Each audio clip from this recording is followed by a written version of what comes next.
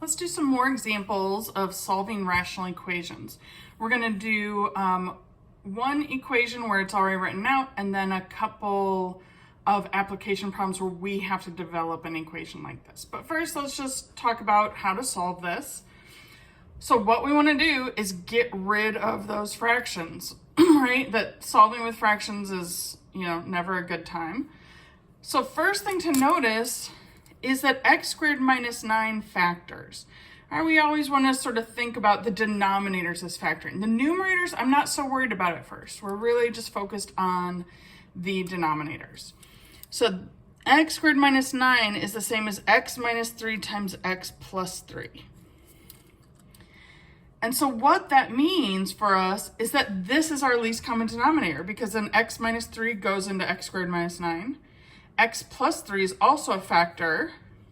And so this is really our LCD, is x minus 3 times x plus 3. In other words, x squared minus 9.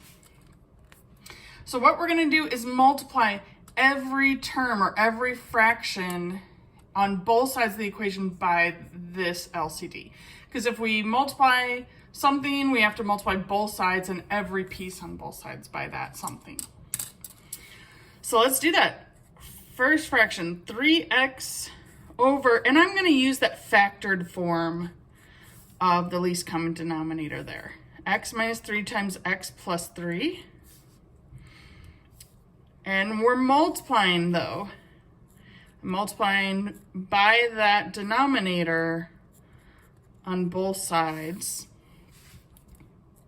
but over 1, right? The goal now is that these all cancel. The x minus 3's cancel and the x plus 3's cancel. So what we're left with this whole thing is just 3x. Okay, easy enough. Plus my next fraction, 1 over x minus 3. And I'm multiplying by x minus 3 times x plus 3, that least common denominator over 1. The goal being to get rid of those fractions. So now the x minus 3's cancel, and we're left then with just x plus 3. And those parentheses we actually don't need because we're just multiplying by 1. Now, if this were multiplied by like 2, we'd need to distribute that, whatever that is. But 1 times x plus 3 is just x plus 3. All right, next is our equal sign. 3 over x plus 3. And I'm still multiplying by that same denominator because I have to multiply everything by the same thing. And this time the x plus 3's cancel. So I'm left with 3 times x minus 3. And just like I was saying before, we would need to distribute that. So the other side is going to be equals 3x minus 9.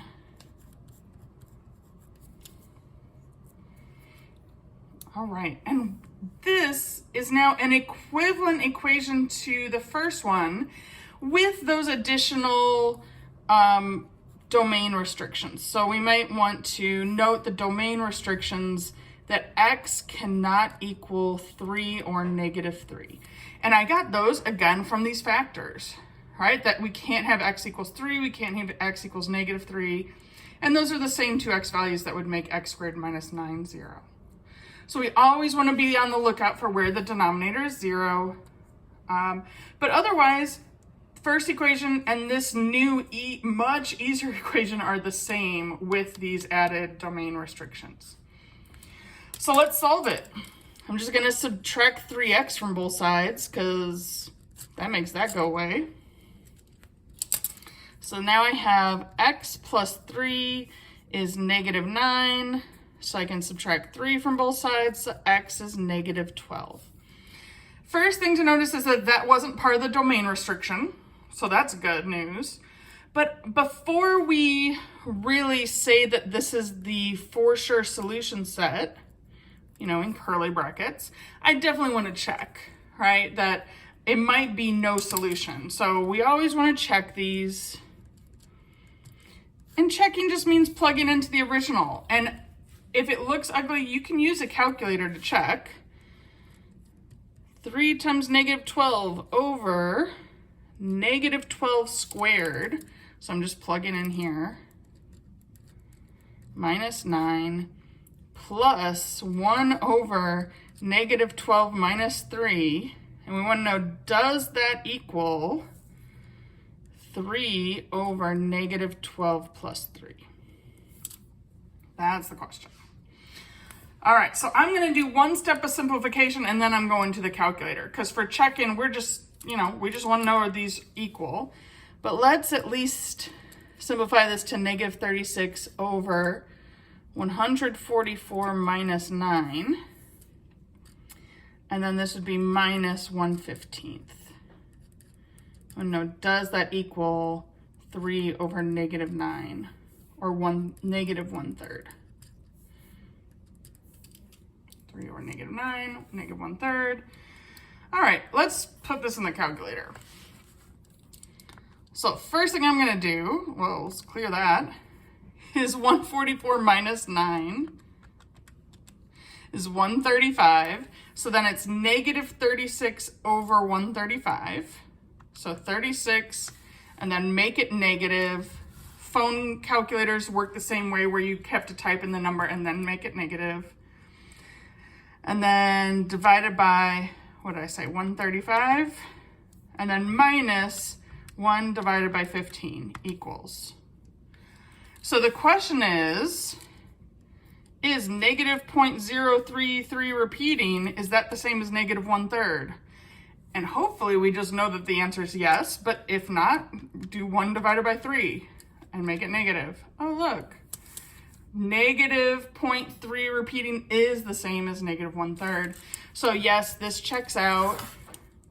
You can certainly get a common denominator here, but when we're just checking, it's just plugging in, and it's okay to use a calculator just to make sure that negative 12 really is a solution. So let's turn the page and do some word problems. Our favorite thing, right? There's a couple different kinds of word problems in section 12.5. The one we're going to do in this video are motion problems, meaning we're talking about speed, in other words, some kind of rate, and then the distance traveled and the time. So how I do these, there's different ways, and if you look at the solutions in WebWork, they might set up a table, or you might have learned a table method in a previous class. That is totally fine if that makes sense to you. It never really made sense to me. I'm gonna be honest. The table didn't really help me. This is what made sense to me, so this is the way I'm gonna teach you. But if you look at the textbook or the WebWork solutions, it might be different and it might make more sense to you. But here's how I do it. First, I read the problem and they will tell you that some kind of quantity is equal. Like they'll say that 2 people ran the same speed. That would be that the 2 rates are equal. Or they'll say 2 cars went the same distance. So that would be the same distance. Or that 2 boats spent the same amount of time going down a river. All right, so that would be the times equal.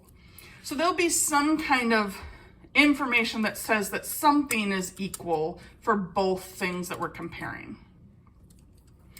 Then whatever that equation is, we're going to convert it to the other 2 quantities. So if we start with rate 1 equals rate 2, I'm going to change that to distance over time equals distance over time. And you can see right there, that's an equation with fractions, which is what this section's all about. Hopefully we knew that speed, like miles per hour, is a distance over time, right? That's what we mean. That's a good way to think about it, at least, is that like MPH for speed is really a rate, meaning miles per hour or miles over hours. And so that's how I'm thinking about this whole distance over time thing. But it could be meters per second, just depends on the problem. Now, if the 2 distances are equal, then it would be rate times time equals rate times time. Because if we just rearrange this, let me do that. So if rate is, let me just call it R. I don't want to write out the words. So if R equals D divided by T, well, what I could do is just multiply both sides by T. And that gives me a new formula, that distance is rate times time, because these times would cancel. Well, a third equation then is that we could solve for time. I could divide both sides by r, and then you get that time is distance over, oh, and I didn't change that to an r. I used to use s for speed. Let me change that to an r. But then, you know, I decided to call it rate instead of speed. It really doesn't matter, whatever makes sense to you. Sometimes the variable s is used for a distance though, and that's why I changed it to a rate here. Okay, so we just switch, if we have equal times, we're gonna switch to distance over rate equals distance over rate.